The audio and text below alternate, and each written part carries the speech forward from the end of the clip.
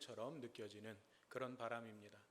여러분들의 삶 가운데도 늘 그 고난 가운데 믿음을 지켜가는 그 삶에 하나님의 위로하심이 늘 함께 하시기를 다시 한번 주님의 이름으로 축원합니다. 지난 주일에 우리는 사도신경의 2부인 예수 그리스도에 관한 믿음의 내용을 시작했습니다. 먼저 우리가 예수를 믿는다라는 것의 의미는 예수님을 나의 그리스도, 즉 구원자로 믿는다는 것이었어요. 예수님이 4대 성인 중에 한 분이라든지 훌륭한 삶을 사셨던 도덕 선생님이라든지 이런 분으로 믿는 것이 아니라 그분이 나를 구원하신 구원자로 믿는 것이었습니다. 근데 예수를 나의 구원자로 믿는다는 것은 뭐가 전제되어 있냐면 그분 앞에서 나는 죄인임을 인정하는 것이에요. 내가 아담의 후손으로서 내 힘과 내 노력으로는 이 죄의 문제를 해결할 수 없는, 그래서 하나님의 심판대 앞에 설 수밖에 없는 죄인임을 인정하는 것이죠. 그런 나를 예수 그리스도께서 십자가에서 구원해 주셨고 하나님의 자녀가 되게 하셨고 영원한 생명을 누리게 하셨음을 믿는 것, 그것이 우리가 예수를 믿는다는 것의 가장 첫 번째 의미였습니다. 그런데 그렇게 우리가 예수 그리스도를 나의 구원자로 믿는다는 것은 또 하나의 의미가 있는 거죠. 그분을 나의 주님으로 믿는 거예요. 그분이 나를 구원하셨고 내게 생명을 주셨기 때문에 이제는 그분이 내 삶의 주인이심을 믿고 그분의 말씀을 따라 살아가는 것, 그것이 예수를 믿는다는 것의 의미였습니다. 그런데 그분은 또 어떤 분이었냐면 하나님의 유일하신 아들이셨습니다. 하나님의 유일하신 아들이라고 하는 것은 어떤 의미였어요? 하나님이 어떤 분이신지를 온전하게 보여주실 수 있고 가르쳐 주실 수 있는 유일한 분. 이 세상에 그 누구도 하나님을 온전하게 보여줄 수 있는 존재는 없습니다. 하나님에 대해서 완전하게 가르쳐 줄 수 있는 분도 없습니다. 오직 예수님만이 그렇게 하실 수 있는 분이라는 거예요. 그리고 또한 하나님께서 이 세상을 향하여 가지고 계신 뜻, 그것은 이 세상을 심판하고 멸망시키는 것이 아니라 구원하시는 것인데 그 하나님의 구원하시고자 하는 뜻을 완전하게 이루실 수 있는 유일한 분, 그분이 예수 그리스도이심을 믿는 것이었어요. 그래서 예수님께서는 하나님의 이 구원의 뜻을 완전하게 이루시기 위해서 동정녀 탄생으로 이 땅에 오셨습니다. 하나님이신 그 신성을 그대로 가지신 채 또 우리를 위한 완전한 속죄의 제물이 되셔야 되기 때문에 우리와 똑같은 육체를 입은 완전한 사람으로 이 땅에 오신 거죠. 그것이 예수님의 동정녀 탄생이었습니다. 그렇기 때문에 오직 예수 그리스도만이 우리의 유일한 구원자가 되신다는 거예요. 다른 길은 없습니다. 하나님께서 우리를 위하여, 우리를 구원하시기 위하여 열어두신 다른 길은 없습니다. 오직 예수 그리스도만이 우리를 위한 유일한 구원자가 되심을 믿는 것, 그것이 예수를 믿는다는 것의 의미였습니다. 이제 오늘은 예수 그리스도에 관한 두 번째 내용으로 본디오 빌라도에게 고난을 받으사라고 하는 사도신경의 고백이에요. 본디오 빌라도는 예수님 당시에 유대와 사마리아 지역을 통치했던 총독이었습니다.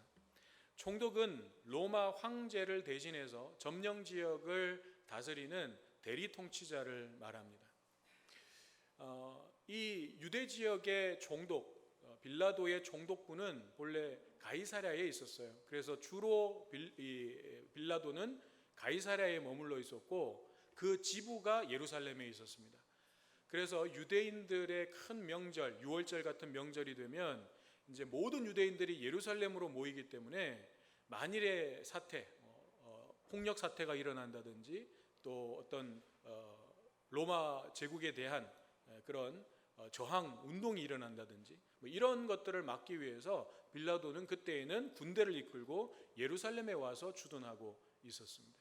오늘 우리가 읽은 본문의 배경도 바로 그 상황입니다. 유월절이라고 하는 이 유대인의 큰 명절이었고 그래서 빌라도가 군대를 이끌고 예루살렘에 와 있었습니다. 그리고 유대교의 종교 지도자들이 그 빌라도에게 예수님을 고발했고 빌라도가 예수님을 지금 재판하고 있는 것입니다. 그런데 빌라도는 이 재판의 과정에서 예수님이 사형될 만한, 죽임을 당해야 될 만한 죄를 찾지 못했습니다.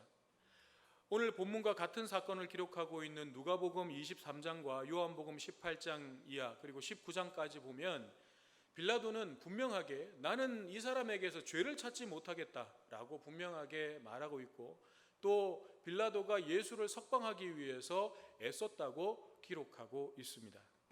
그렇지만 결국 빌라도는 유대인들의 분위기가 점점 험악해지니까 오늘 본문 24절에 기록된 것처럼 아무 성과도 없이 도리어 밀란이 일어나는 것을 보고 물을 가져다가 손을 씻으며 이 사람의 피에 대하여 나는 무죄하니 너희가 당하라 하면서 유대인들에게 예수님을 넘겨주었습니다. 자, 이렇게 보면 빌라도의 입장으로서는 할 만큼 다 한 것 같아요. 그렇지 않습니까? 예수님을 석방하려고 노력했어요. 그리고 유대인들을 설득하려고 했습니다. 도대체 이 사람이 무슨 악한 일을 저질렀냐? 이 사람을 죽일 만큼 무슨 악한 일을 저질렀냐? 유대인들을 설득하려고도 했습니다.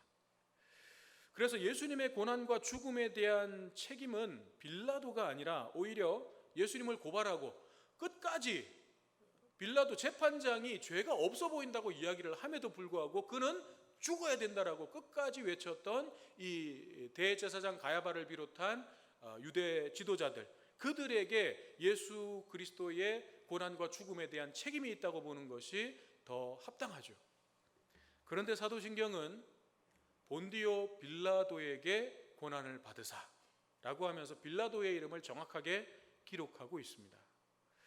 마치 예수님의 고난과 죽음에 대한 책임이 전적으로 빌라도에게 있는 것처럼 사도신경은 기록하고 있다는 거죠. 왜 그럴까요? 여러분들은 매주 사도신경을 고백하시면서 본디오 빌라도에게 고난을 받으사, 본디오 빌라도에게 고난을 받으사 이렇게 고백하시면서 도대체 왜 빌라도에게 고난을 받았다고 하는 거지? 그런 생각을 혹시 해보지는 않으셨습니까? 아마 분명히 그런 생각을 해보신 분들도 있으실 거예요.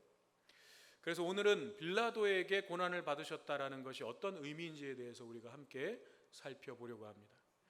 먼저 사도신경이 빌라도라고 하는 이 이름을 기록하고 있는 것은 예수님의 이 고난과 십자가의 죽으심이 역사적 실제 사건이었음을 증거하기 위함입니다. 빌라도는 허구의 인물이 아닙니다.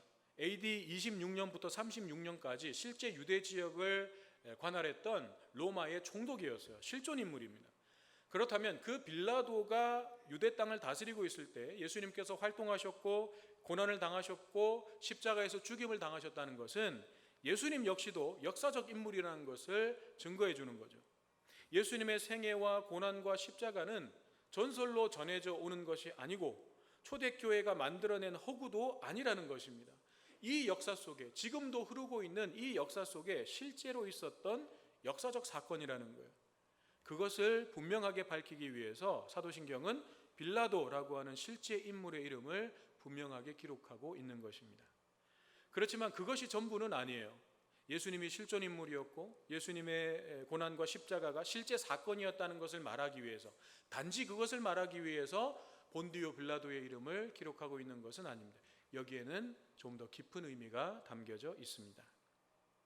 그렇다면 본디오 빌라도에게 고난을 받으사라는 이 내용에는 어떤 의미가 담겨져 있는가? 이것을 바르게 알기 위해서는 우리가 먼저 번역상의 수정이 좀 필요합니다. 무슨 말이냐면 우리말로는 본디오 빌라도에게 고난을 받으사라고 되어 있지만 영어 사도신경과 라틴어 사도신경에는 정확하게 본디오 빌라도 아래에서라고 되어 있습니다. 그래서 가톨릭 사도신경은 우리가 고백하는 이 사도신경과 그냥 사용하는 단어가 조금 다를 뿐이지 내용은 다 같습니다. 가톨릭 사도신경에 보면 본디오 빌라도의 통치 아래에서 고난을 받으시고 이렇게 되어 있습니다. 저는 그것이 좀 더 정확한 표현이라고 여겨집니다. 자, 그러면 이제 우리는 본디오 빌라도의 통치 아래에서라는 말로 바꿔서 그 의미를 한번 생각해 봅시다. 앞서 말씀드린 것처럼 로마의 총독은 로마 황제로부터 모든 권력을 위임받아서 통치하는 대리 통치자입니다. 그래서 자기가 다스리는 그 지역 내에서는 로마 황제와 같은 절대 권력을 부릴 수 있습니다. 그렇다면 본디오 빌라도라는 이름은 역사적 인물의 실제 이름임과 동시에 이 세상의 모든 권력을 대표하는 이름이기도 합니다. 왜냐하면 당시에 로마의 황제는 이 세상의 주인이었어요. 그리고 신의 아들이었어요. 그렇기 때문에 그로부터 권력을 위임받은 총독 빌라도는 로마 황제의 권력의 다름 이름인 거예요. 즉 빌라도는 모든 세상의 권력을 상징하는 이름이고 대리인의 이름이라고 할 수 있습니다. 따라서 예수님께서 본디오 빌라도에게 고난을 받으사라고 하는 이 말은 예수님께서 세상의 모든 권력에 의해 고난을 받으사라는 의미가 되는 거죠. 그렇다면 이제 우리의 질문은 왜 빌라도에게 고난을 받았다고 하지가 아니라 왜 예수님께서는 세상의 모든 권력으로부터 고난을 받으셨을까라는 질문으로 바뀌어야 되는 거예요. 사실 오늘 설교의 핵심이 이 질문입니다. 왜 예수님은 세상의 모든 권력들로부터 고난을 당하셔야만 했을까? 이것을 이해하기 위해서는 예수님께서 이 땅에 오신 목적을 바르게 알아야 되는데 여기에는 크게 두 가지 오해가 있습니다. 하나는 예수님을 정치적 혁명가로 보는 오해예요. 이 세상에 새로운 세상을 만드는 어떤 혁명이나 운동을 통해서 이 세상에 새로운 세상을 만드는 혁명가로 보는 그런 오해예요. 사실 예수님의 제자들부터가 이런 오해를 가지고 예수님을 따라다녔습니다. 그런 것을 기대했어요. 예수님 주위에 몰려들었던 수많은 군중들도 예수님께 그런 기대를 가지고 있었습니다. 예수님께서는 그들이 제자들도 그렇고 예수님을 따랐던 모든 군중들도 그렇고 그들이 예수님을 통해서 제일 먼저 하늘을 보기를 원하셨어요. 그렇지만 그들은 예수님을 통해서 언제나 땅만 바라보았습니다. 그런 그들에게 예수님은 큰 실망을 안겨주었습니다. 아무 저항도 하지 않고 무력하게 끌려가서 채찍을 맞고 십자가에 못 박혀 죽는 예수의 모습은 그들이 기대했던 메시아의 모습이 아니었습니다. 그래서 가룟 유다는 결국 예수님을 팔아넘겼고 제자들은 예수님이 잡혀가시자 모두 예수를 버리고 도망쳤으며 호산나를 외치던 군중들은 예수를 십자가에 못 박으라고 소리 지르기 시작했던 것입니다.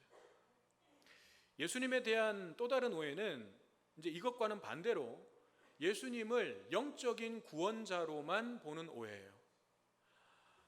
그분은 오직 한 사람 한 사람의 영혼을 구원하는 데에만 관심이 있다고 생각하는 거죠. 세상에서 일어나는 이 속세의 일에는 관심이 없으시고 오직 영원한 하나님의 나라 천국 그리고 개인의 영혼에만 관심을 두셨다고 보는 것입니다. 많은 보수적인 교단들이 여기에 무게 중심을 두고 가르쳤습니다. 우리 교단은 반대로 사회구원, 어떤 새로운 세상 여기에 무게 중심을 두고 가르쳤죠. 둘 다 한쪽으로 치우친 것이었어요.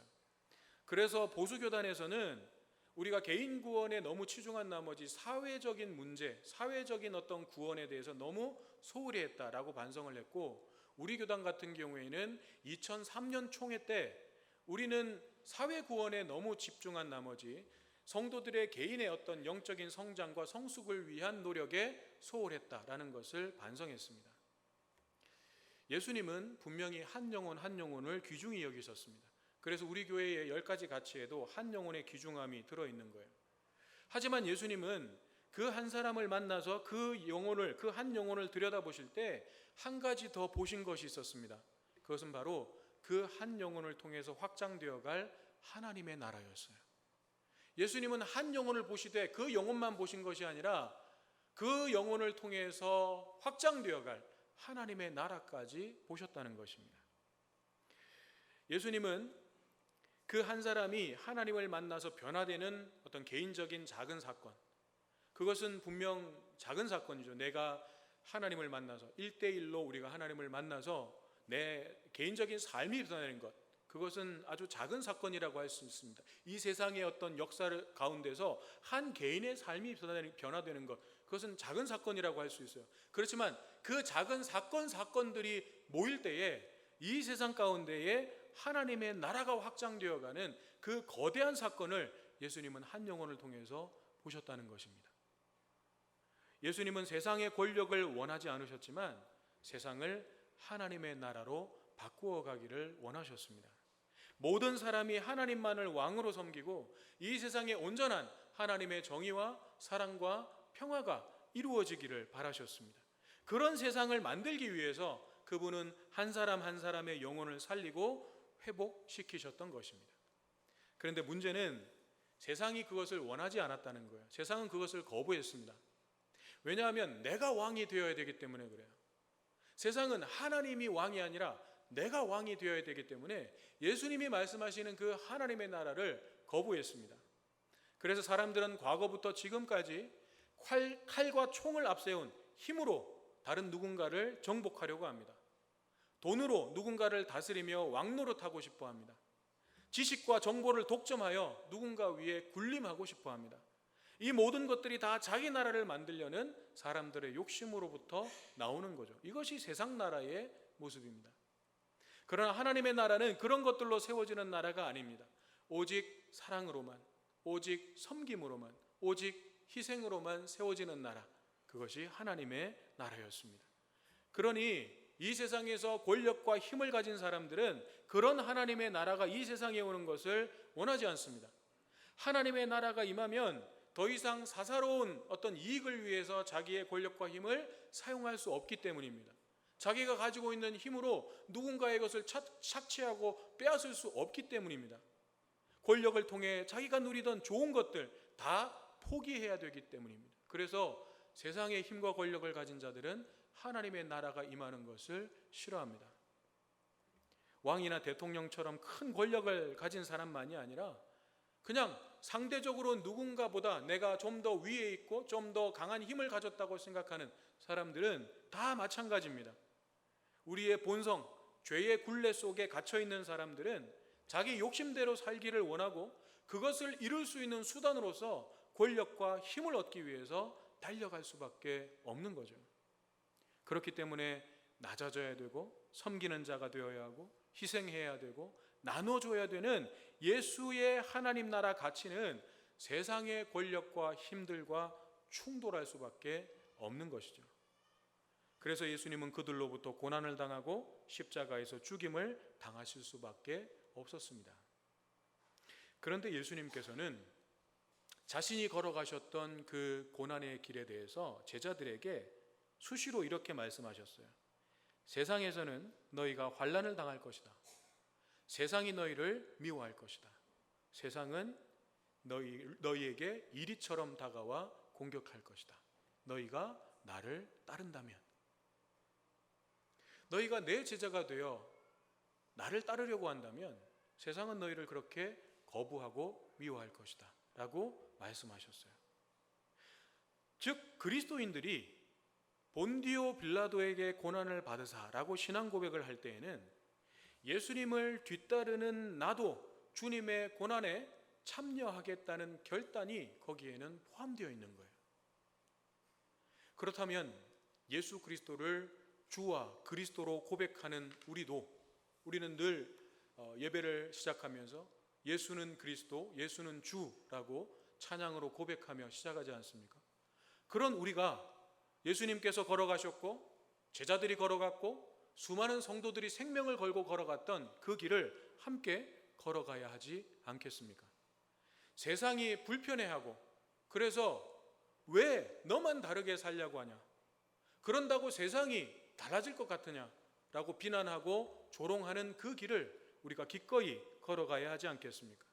왜냐하면 그 길에 참된 평화가 있고 그 길이 생명을 살리는 길이기 때문입니다.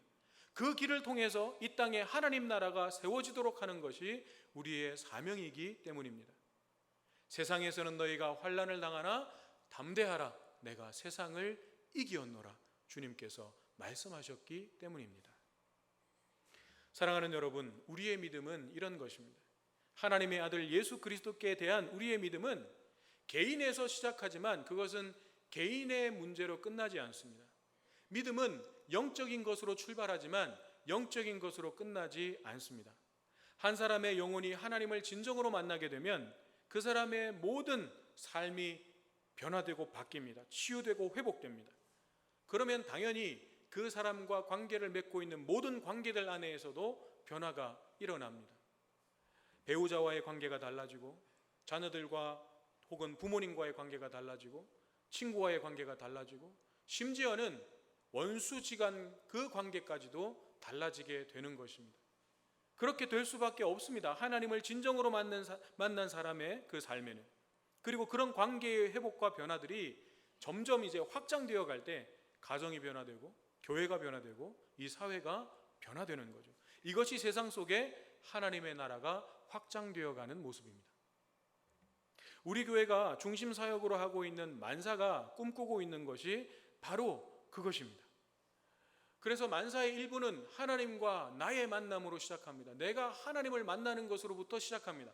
그것은 하나님과 나와의 1대1의 개인적인 만남이고 영적인 것이에요. 그렇지만 그것은 개인적인 문제로, 영적인 문제로 끝나지 않습니다. 입으로 가면 나와 이웃의 만남으로 연결될 수밖에 없어요. 하나님과의 관계가 회복된 사람은 나와 관계를 맺고 있는 모든 관계들 속에서 자유, 평등, 진실, 사랑의 관계를 회복해 가는 것입니다.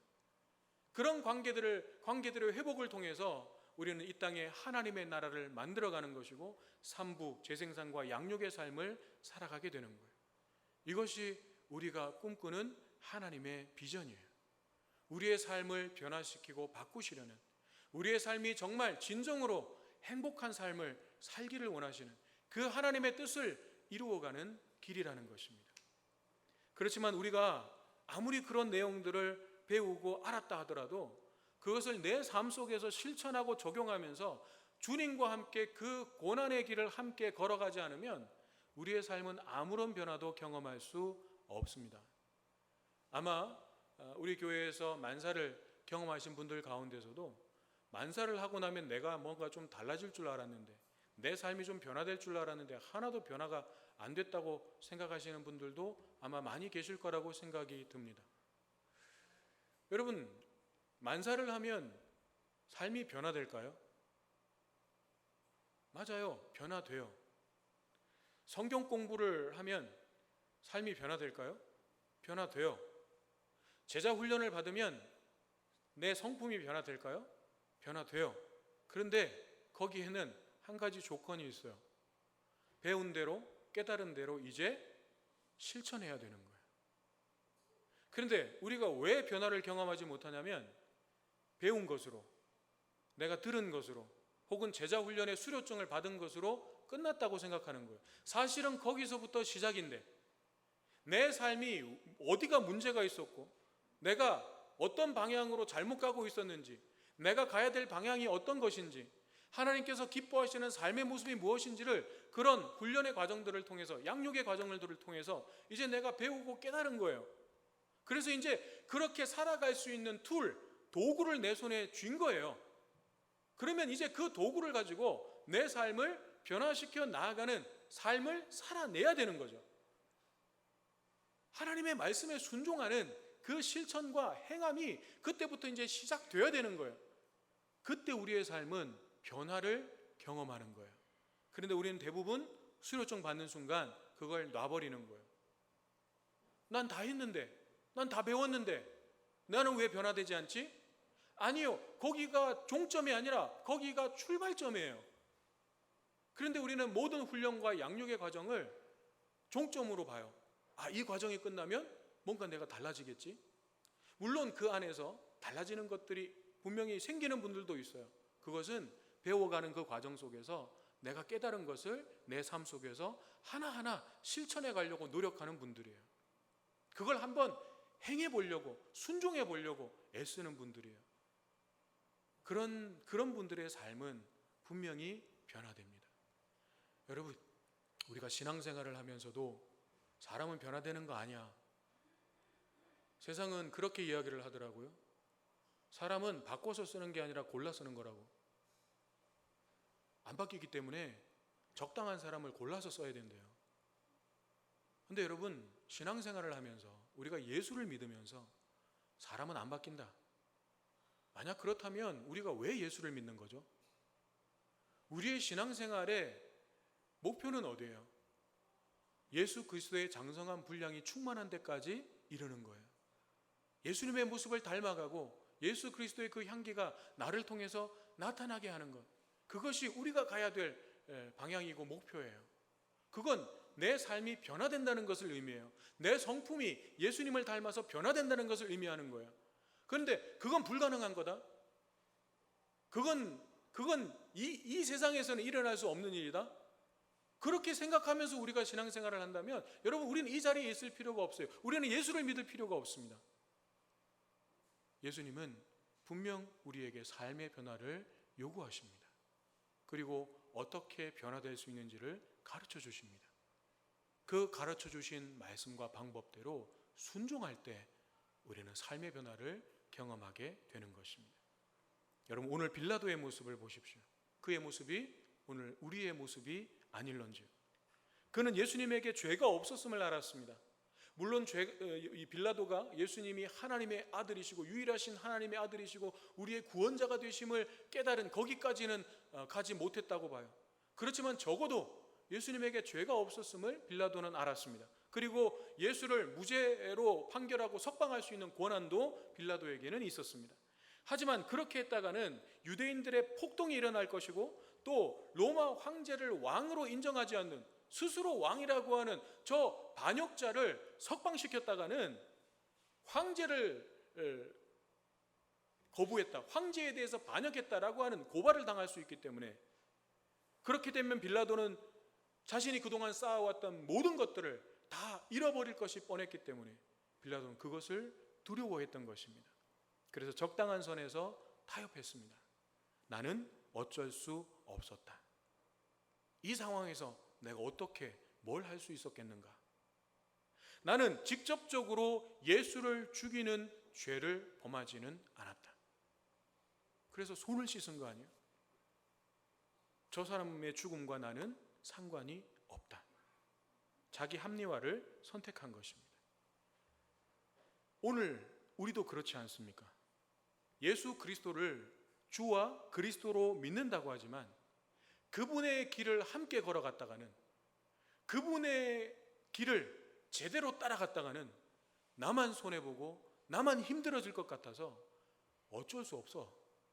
나는 이렇게 연약한데, 내 상황이 이런데, 그러니 나는 어쩔 수 없어 라는 변명과 내가 예수님을 그렇게 적극적으로 따르지는 않았지만 그렇다고 내가 예수님을 부인하거나 대적하지는 않았어 라는 자기 합리화를 선택하고 있지는 않습니까? 사랑하는 여러분, 우리의 믿음은 우리의 삶에 어떤 변화를 일으켰습니까? 예수 그리스도 그 이름 때문에 우리는 무엇이 달라졌습니까? 우리는 그분을 통해서 하나님의 나라를 이 땅에서도 보고 있습니까? 우리가 이미 그 하나님 나라의 백성임을 믿고 그 나라가 이 땅에도 임하시옵소서라고 기도하고 있습니까? 한 영혼 한 영혼을 통해서 이 땅의 모든 생명들이 하나님의 나라를 맛보기를 원하시는 하나님의 그 마음을, 그 간절한 마음을 우리는 느끼고 있습니까? 오늘 창조주를 시작하면서 우리의 마음에 온 생명들을 향한 하나님의 그 마음이 채워지기를 간절히 소망합니다.